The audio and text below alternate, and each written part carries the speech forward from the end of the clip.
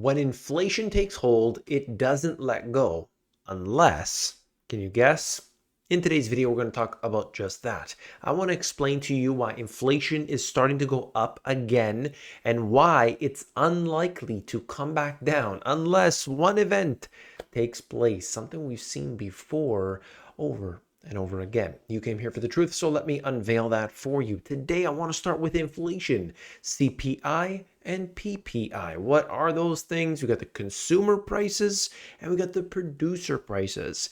And of course, both of these are important to you, the individual. I'll explain why. First thing, we look at consumer prices rising 0.4% in September. That is more than expected.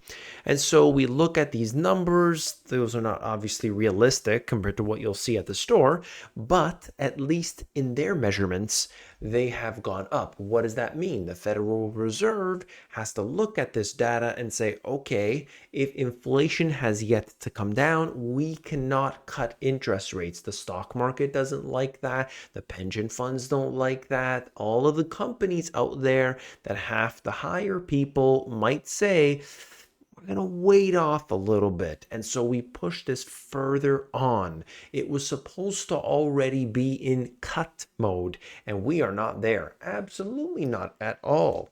You got to understand a few things.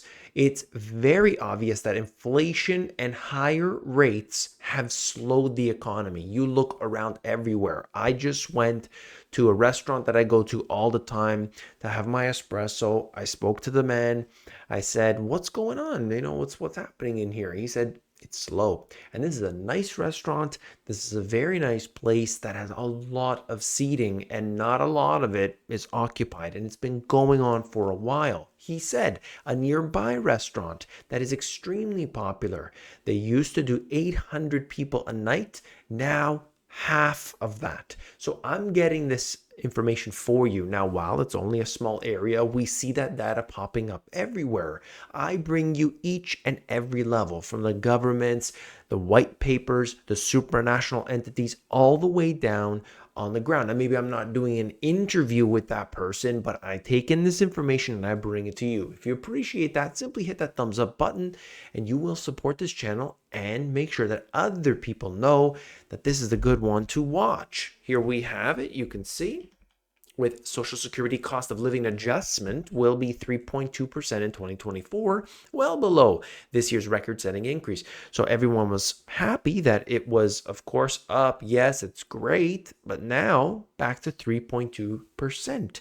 And that, of course, isn't going to cover the actual increases. And so you, the individual, pay that price. This is what you've got to deal with.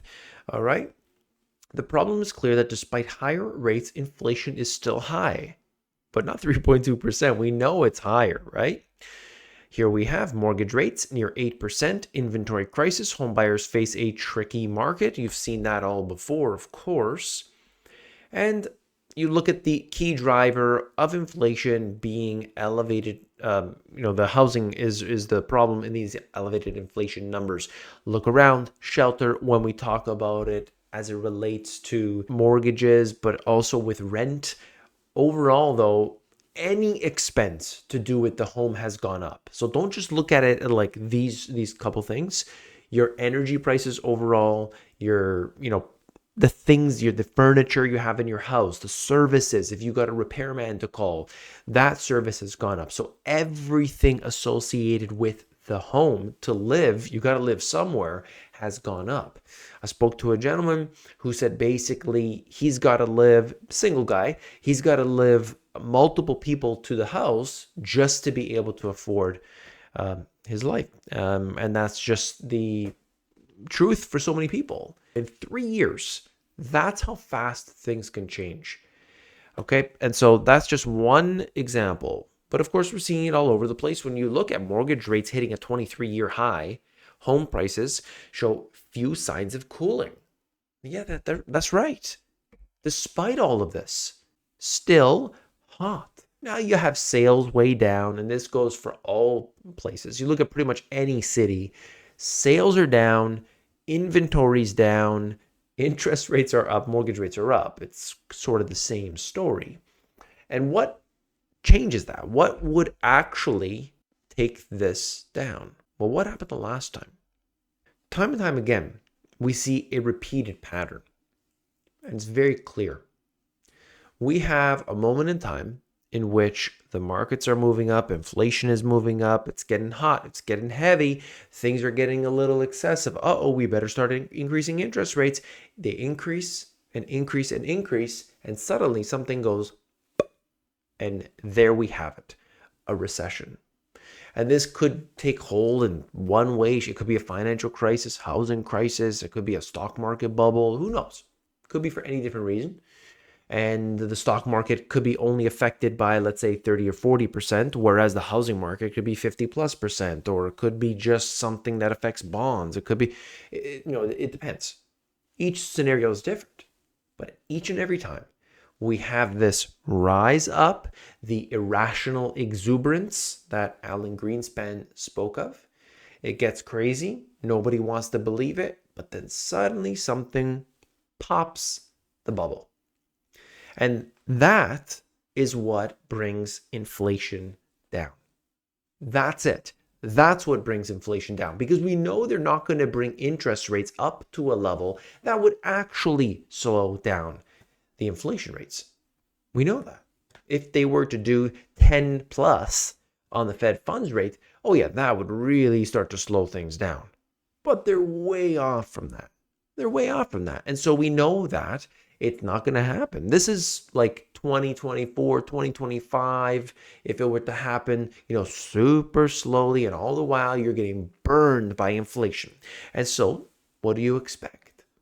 Well, right now we have to hope that there's a recession, that it is mild enough to slow down inflation, but not to create mass panic and layoffs. The trouble is, right now, the banks are in big trouble. They've got issues. So we talk about that on our other videos. And of course, if you want to know about that, I'll be doing a video, I believe tomorrow or the day after, which will highlight this entirely, what the banks are going through. You got to hit that thumbs up or subscribe if you're not already. And many of you, by the way, have been automatically unsubscribed. So just click that subscribe button and you will be able to get the latest and greatest. I want to show you what's going on right here, that you have a lot of jobs in the US, but not enough workers to fill them. If every unemployed person in the country found a job, we would still have around 3.5 million open jobs. There's a problem. There's a big issue. Disneyland is raising its prices again. Will it thin the crowd? Imagine, they're saying here $104 for a day at Disney. I mean, come on. Because you're not going there by one person. You're going there as a family, likely. And so you're spending hundreds of dollars just to get in the door. These prices are going on just everywhere, though. So that restaurant, well, what happens when you got to pay $20, $25 for a glass of wine? Some people start to say, maybe not. When a meal, what used to be costing, let's say $14 is now $18, now $22 is now more than that. People start to say, you know what, maybe not. And you see how that has a cascading effect. Right, it goes everywhere. And you add on top of that, the student loan repayments waste no time weighing on shoppers' wallets. Of course. Now, this is the PPI, Producer Price Index. This is like the input. So think about it in a sense where you have raw materials. So if I want to make, some finished product, I need the copper, I need the steel or the iron ore, I need, whatever it is. If I'm making food, maybe I'm making shredded wheat, I need the commodity wheat to begin, right? And so those are input costs. And so those have risen again, partially because of the favorable year-over-year declines that we were experiencing. That has gone away. But at the same time, we also have a true resurgence that has happened here more recently, where the prices are going up month over month. And so now we're seeing that. Okay, not a good sign, of course. Looking at this, PPI for final demand components, 1 month percentage change, both goods, number one, and also services have increased. All right, and this is just the final demand for food. So basically, food prices rising as well. All right, and that goes across the board. But we got to look at the nitty gritty. China's exports and imports drop again in September. So this is a very good, very key indication of what's happening. You also want to look at South Korea, as they tend to be a bellwether of what's to come globally. And why China? Well, look, global export leaders in 2022, China overwhelmingly in the lead there. And so that gives us an idea. If we understand the exports of China, but also the imports, but let's just focus on the exports. What does that mean? Well, it's not as if when we say, oh, that's good, they're making less money, right? No, not at all. We got to understand who they're exporting to. Well, just look at this anyway. China is still the world's factory. So you could see the list. The US in the second place there, Germany number 3. But what does it tell us? If China's exporting less, that means everybody else is importing less. And if they're importing less, that means they need less demand, less consumption. And so that is an indication of a slowdown in the economy. So keep an eye very closely on that, because I think that it is extremely important to understand all of this truly right now, okay? What can you do about it? Very clear that we must make sure that we are earning money on our money. You got to be earning right now. You could do that in many different ways. A lot of people are putting their money into money market funds, high interest savings accounts. You could do that in guaranteed deposits of some sort, like CDs or GICs in Canada. You could do that, and there's so many different ways which you can earn 5% or more. And so we want to at least be earning. I bonds have gone down, but somewhere where we at least earning something on the money, at least a portion of what we have out there, okay? Because we don't want to just put it under the mattress and wait too long. It's been too long, you understand? As inflation's going up, you're being burned in the inferno.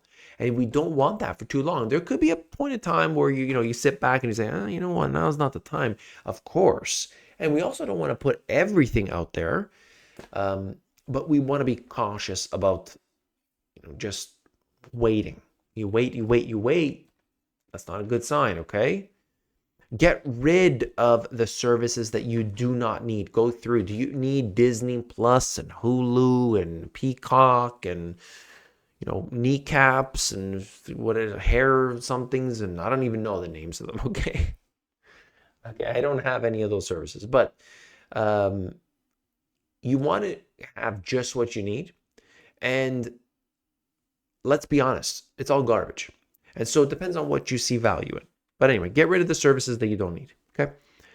Don't be comfortable. Now is not the time. Now is not the time to be comfortable. Become comfortable with the uncomfortable. I say this all the time to the group mentorship group, and I will say it to you. Become comfortable with the uncomfortable. You don't want to just sit there. You don't want to just stand still. Now is not the time. All right, comment of the day. I want to thank Michelle for this. Basically just, there's a quote in a quote here. But what she was saying was, John D. Rockefeller, once the richest man in the world, when asked by a reporter, quote, "How much money is enough?" replied, "Just a little bit more." And that's true in a sense. We all need just a little bit more, and part of that is keeping up with the Kardashians, but at the same time, because of inflation, we kind of need more just to be able to, break even in a sense. That's the way it works. So don't ignore that. If you want to contact me directly, you've got to get on Discord. Discord is the place, by the way, that we're doing the giveaways. We already had one giveaway, and very few people, I think like 12 people got in that giveaway. So the chance of you winning is very high. Right now, what we've done with the giveaways is you get one free session in the mentorship group. All right. And I'm planning on doing a weekly giveaway. Okay. And it'll be like a different thing every time. And so, I figured out how to do that, so we can do this. Soon it'll be every week. Right now it's just once a month. But the only way to do that is to get on Discord. And yes, it's totally free. You can see all the tips that I have in it, the strategies. Click on that link in the description below. Totally free. And you'll see it. It says the word Discord there. And I hope you'll join me on Discord. It's a fantastic place that we are communicating each and every day. If you appreciated this information, hit the thumbs up button. I want to see you here tomorrow. And of course, the day after, I've got videos prepared related to what's going on at the banks. All right, I'll see you then. Take care.